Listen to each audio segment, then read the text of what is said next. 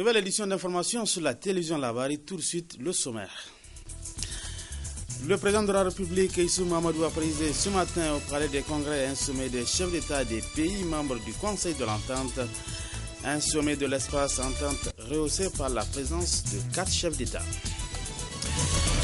Les abonnés de la Seine et de la Nigélec crient à l'injustice face à des facturations forfaitaires que leur imposent les deux sociétés. Dossier dans ce journal.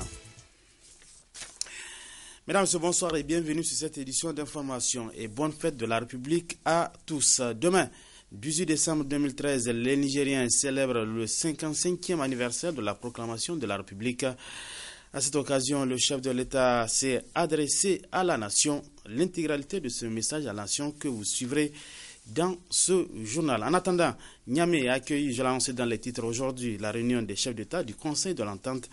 Cette deuxième session ordinaire centrée autour du thème « Une entente consolidée pour la paix et le développement » a enregistré la présence des présidents béninois, burkinabés, ivoiriens, togolais, ainsi que le Premier ministre malien et le ministre sénégalais de la promotion et de la bonne gouvernance. N'est-ce pas, Asman China? Cette deuxième session ordinaire de la conférence des chefs d'État et de gouvernement des pays membres du Conseil de l'Entente est placée sous le thème « Une entente consolidée pour la paix et le développement ». Une rencontre qui se tient dans un contexte porteur d'espoir pour les populations.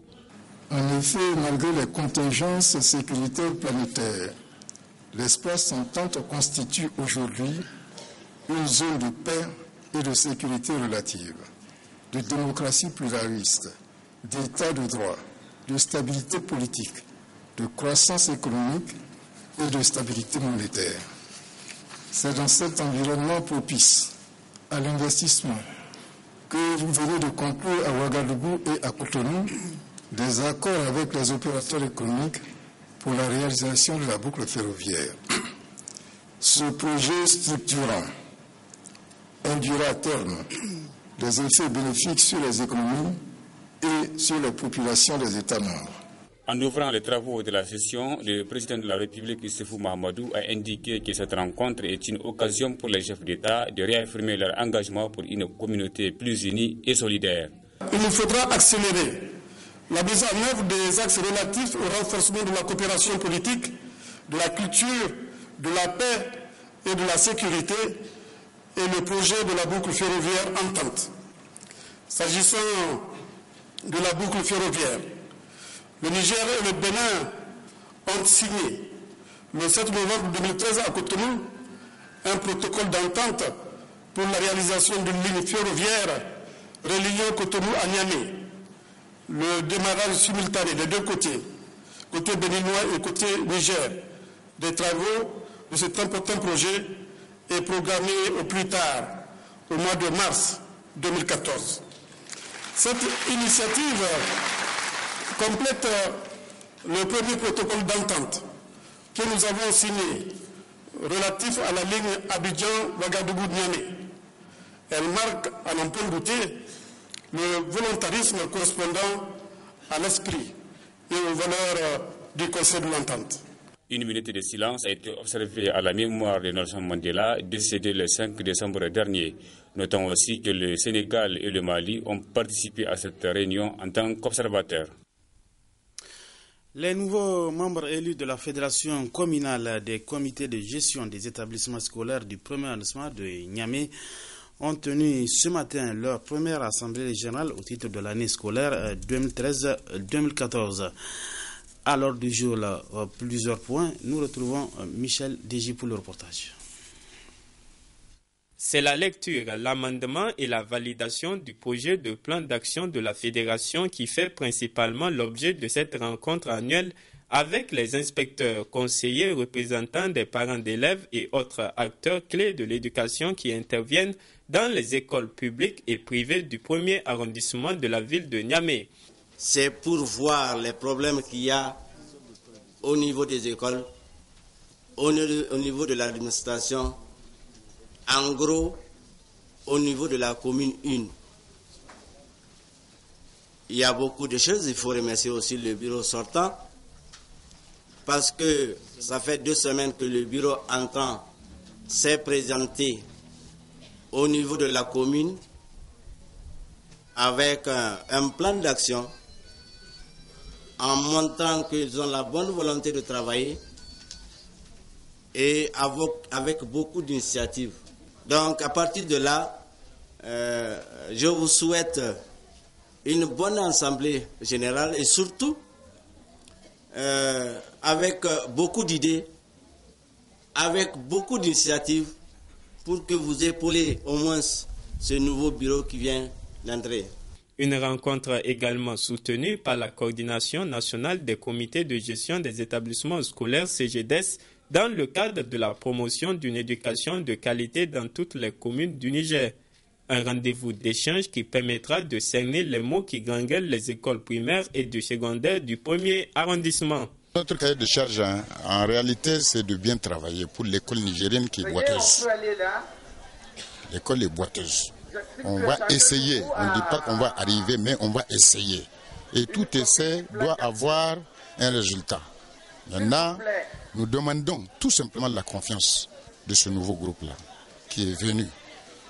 Parce que vous n'êtes pas sans savoir que au niveau des écoles au Niger, il y a toujours des problèmes. Et nous allons essayer de remonter la pente. S'il plaît à Dieu, on va arriver. Cette Assemblée générale 2013-2014 a une très grande importance. C'est par cette Assemblée générale que nous allons définir toutes les actions que nous devons entreprendre pour le mieux-être de l'année scolaire. Les travaux de cette Assemblée générale permettront ainsi sans doute aux acteurs de l'éducation du 1er arrondissement de trouver des pistes de solutions aux problèmes que rencontrent actuellement certaines écoles de cette entité administrative. Tout autre chose à présent, Niger, où va l'argent de l'uranium? C'est l'intitulé d'un rapport publié par Osiwa après une étude sur l'exploitation de l'uranium, objet d'une rencontre à Paris entre Rotab, Oxfam France et Areva. Une rencontre qui a provoqué la colère de Rotab Niger, qui a appelé à une marche contre Areva ce 21 décembre 2013 à Niamey. Dossier signé Hassan Saleh Moustapha.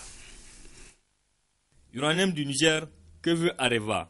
Le géant de nucléaire français a affiché sa volonté de ne pas vouloir appliquer la loi fiscale de 2006 du Niger relativement à la taxation sur la production de l'uranium. C'était lors d'une rencontre entre Oxfam France, Rotab Niger et Areva le 4 décembre dernier à Paris en France. Au Niger, un entrepreneur, une compagnie est en train de choisir sa fiscalité. Je pose la question aux employés du secteur public et privé. Est-ce qu'ils choisissent leur base d'imposition d'UTS? Je pose la question aux commerçants et aux opérateurs économiques nigériens. Est-ce qu'ils choisissent la base de leur fiscalité? Mais ici, nous avons un partenaire qui a déjà choisi la base de sa fiscalité et qui soutient que il n'est pas question de lui appliquer la loi nigérienne. Pourtant, Areva a maintes fois réitéré sa volonté d'être avec le Niger. Areva qui est déjà sur un nouveau site d'Imouraren dont le début de l'exploitation était prévu fin 2015. Imouraren est bien évidemment un projet stratégique pour le Niger et bien évidemment un projet stratégique pour Areva et pour les partenaires. Ce projet qui avait, vous le savez, été annoncé pour une mise en production fin 2014 a été revu, retravaillé, son planning a été retravaillé et nous sommes en mesure aujourd'hui de confirmer que nous procéderons à la première extraction de minerais mi-2015. C'est sur cette date que nous devons nous caler maintenant et c'est ce que nous avons fait. Donc le projet est maintenant totalement engagé pour le respect de cette date, extraction du premier minerai mi-2015. Assurer le Niger de notre volonté d'être aux côtés du pays, de rester, de continuer à travailler pour le pays, pour la population, pour le développement du pays. La récente rencontre de Paris vient ainsi dévoiler la vraie intention d'Areva, celle de vouloir imposer sa loi au Niger. Il ne faut pas que le gouvernement nigérien tombe dans ce dilatoire de Areva en ne voulant pas se faire appliquer le code minier, en tirant sur la base d'études ou bien quoi que ce soit, Areva doit être considéré comme une compagnie comme les autres compagnies. Nous avons dit aux autorités, il faut qu'elles soient dures, il faut qu'elles soient fermes. Plus que jamais déterminé à défendre les intérêts du Niger, notamment dans le domaine de l'industrie extractive, le réseau des organisations pour la transparence et l'analyse budgétaire ROTAP décide de ne pas croiser les bras devant cette situation. Pour nous, ROTAP, organisation qui travaille dans le domaine des industries extractives, il est question de se mobiliser aujourd'hui en tant que citoyen nigérien de tous les bords politiques, opposition, majorité centriste, de toutes les confessions. L'ensemble des citoyens nigériens doivent sortir pour dire non, Areva ne doit plus faire la loi au Niger, mais Areva doit respecter les lois et les règlements du Niger. Le ROTAP qui bénéficie d'ailleurs du soutien des autres structures de la société civile pour défendre les causes nationales. Un peu partout dans le monde, nous avons demandé à ce que les citoyens sortent pour dire halte au pillage systématique de ressources. L'exploitation d'Areva ici au Niger, on nous voit que le Niger n'a rien gagné, le Niger n'arrive pas à gagner. Et aujourd'hui, Areva tient mordicus à un contrat lyonnais. C'est pour cela que nous demandons à tous les citoyens, vu le mépris de Areva vis-à-vis du peuple nigérien et du Niger, je pense bien que les gens doivent se mobiliser et dire non. Même si Areva va fermer, nous pensons qu'il y a d'autres partenaires. Il faut diversifier les partenaires. Et nous estimons que les gens peuvent diversifier les partenaires pour que le peuple puisse en bénéficier des ressources du sous-sol. Le ROTAP projette d'organiser une marche contre Areva dans les jours à venir pour dire non aux géants du nucléaire français. Suite à l'appel donc de mobilisation de ROTAP Niger contre Areva ce 21 décembre 2013, ce communiqué de presse de l'association nigérienne pour le civisme et la croissance, suite à l'appel patriotique lancé par le ROTAP pour une mobilisation nationale et une participation massive de toutes les couches socio-professionnelles du Niger, pays des hommes responsables au meeting du 21 décembre prochain, l'association nigérienne pour le civisme et la croissance, pour sa part, souhaite qu'au nom de l'idéal d'un engagement, d'un changement profond des mentalités et des comportements, tous les citoyens s'engageraient pour le succès de cette grande action. En effet, les citoyens doivent comprendre désormais l'impérieuse nécessité de rassemblement pacifique dans l'unité d'action chaque fois que de besoin autour des questions fondamentales qui garantissent la prospérité de notre nation et qui transcendent des intérêts politiques, partisans et générationnels des hommes au pouvoir ou des hommes en quête du pouvoir. C'est pourquoi l'association nigérienne pour le civisme et la croissance, résolument engagée pour le renforcement de la culture d'un esprit civique fort et responsable, appelle davantage à une vision globale de l'intérêt collectif afin de s'investir ensemble pour sa défense. Signé le président de cette association, Moussilmi Malam Sita. Les consommateurs nigériens ne savent plus à quel sein se vouer face à la boulimie de certains fournisseurs à l'image de la Sen et de la Nigélec. En effet, depuis quelque temps, les consommateurs assistent impuissamment à des facturations forfaitaires que leur imposent ces deux sociétés. Alors, pour mieux cerner cette affaire, suivons ce dossier signé Adam Soumana. L'eau, source de vie, a-t-on coutume de dire, et l'énergie électrique, une nécessité dans l'amélioration des conditions de vie de l'homme. Cependant, force est de constater que de nos jours, les consommateurs nigériens ont du mal à comprendre la facturation des deux sociétés en charge de la distribution et la commercialisation de l'eau et de l'électricité, à savoir la SIN et la Nigélec surtout. Aujourd'hui, la Nigélec développe une nouvelle stratégie ESCO qui consiste effectivement à demander, à faire des facturations au forfait et qui manifestement sont très élevés par rapport aux habitudes de consommation traditionnelles des clients. Il y en a beaucoup de gens, surtout quand il y a eu la période de la coupure grave là, du mois de mai et juin, et les factures qui sont intervenues au mois de juillet, août, septembre, étaient toutes des factures surfacturées. Et malheureusement, Quand la Nigélec vous demande de payer, elle vous fait une facture, même si elle a fait des erreurs. Quand vous partez vers elle pour qu'elle cherche à rétablir ça, elle dit, bon, elle prend acte, mais elle va essayer comment dit-on, de défalquer ça pour les factures de mois suivants. Ça veut dire quoi? Ça veut dire que vous êtes obligé, vous, d'aller emprunter de l'argent. Et dans n'importe quelle condition, pour être obligé de payer la Nigélec. Parce que si vous ne payez pas, la Nigélec vient vous couper.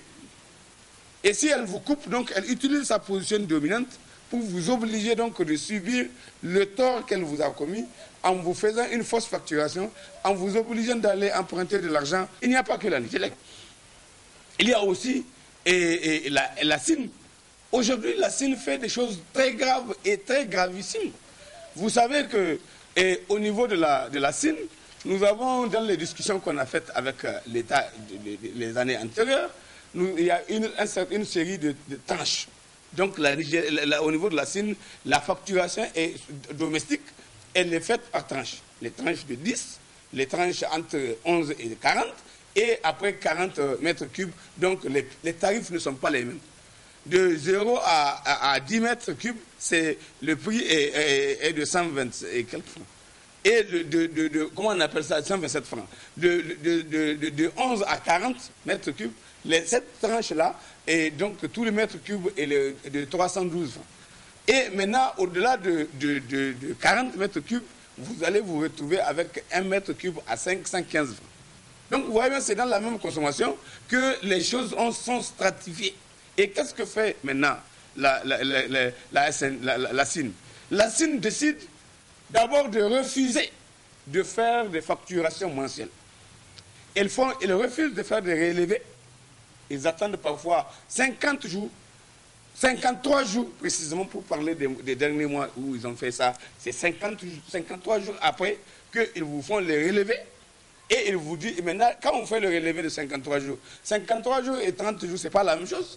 Donc vous allez vous retrouver en train avec une consommation qui va au-delà de ces tranches-là que vous avez. Il n'y a pas de jour que Dieu fait sans que les abonnés ne s'adressent aux agences de ces sociétés pour des réclamations tout en dénonçant le système. Je suis là pour régler ma facture parce que ça fait ma deuxième facture. La première facture, ils ne m'ont pas amené ça. Et la deuxième facture, ils ont amené ça. Hier, ils m'ont coupé. Donc ça ne va pas. Parce que parfois, ils ne partent pas, comment dirais-je là, relever les compteurs. Donc il te fait forfait quoi. Donc parfois, il augmente, parfois, il diminue. Alors que ce n'est pas bon. Ça là, c'est pas bon. Moi, chez moi, actuellement, c'est un célibataire. Je n'ai que le 20 téléviseur, mais l'autre mois, elle m'a amené 25 000 francs. Alors que je n'ai rien consommé dedans. Moi, on vient de me couper. La Nigélec est partie couper, soit disant que je n'ai pas payé la facture du mois de mai ou quelque chose comme ça. Mais la Nigélec ne laisse même pas 2 factures, il dit qu'il l'a laissé jusqu'à mai. Moi, par exemple, si tu vois, c'est toujours M. Toujours M, presque 6 mois maintenant, ils n'ont pas fait le relevé. Ils font facture performante, mais aujourd'hui, quand j'étais venu, j'ai réclamé, on m'a écrit 750 francs. Il dit c'est trop même ce que j'ai payé. Alors que les agents ne passent pas là-bas. Je ne sais pas, ils ne recrutent pas les gens ou bien qu'est-ce qui se passe, je n'arrive pas à comprendre. Ils font des factures forfaitaires et ça vient sur la tête du client. Face à cette situation, les consommateurs lancent un cri de cœur aux autorités pour mettre fin à ce qu'ils qualifient d'injustice. S'ils veulent, ils n'ont qu'à recruter des gens. Parce qu'il y a les jeunes qui chôment pour rien, ils n'ont pas de travail, ils chôment. Et l'État ne recrute même pas pour ce genre de choses. Sinon, ils n'ont qu'à privatiser. Il y a les gens qui sont là pour prendre ce genre de choses. S'ils ne veulent pas, ils n'ont qu'à privatiser. Et s'ils ne peuvent pas, s'il y a des concurrents, ils vont faire. On doit prendre des dispositions pour que nous puissions faire quelque chose dans le sens d'amener les uns et les autres à observer le respect qu'ils doivent aux consommateurs. Comme à l'accoutumée, nous avons tenté d'avoir la version notamment de la Nigélec sur cette affaire, mais c'est le statu quo. La Nigérienne d'électricité est allergique à la communication. Nous ne savons si c'est par mépris aux consommateurs ou si c'est l'odeur de la presse que les patrons de la Nigélec ne veulent pas sentir. Mais quoi qu'il en soit, cette société et la CIN doivent revoir leur copie. Affaire à suivre. Demain, 18 décembre 2013, les Nigériens célèbrent le 55e anniversaire de la proclamation de la République. À cette occasion, le chef de l'État, son Excellence Issou Mahamadou, s'est adressé à la nation et je propose de suivre l'intégralité de ce message. Bonne réception, bonne fête de la République.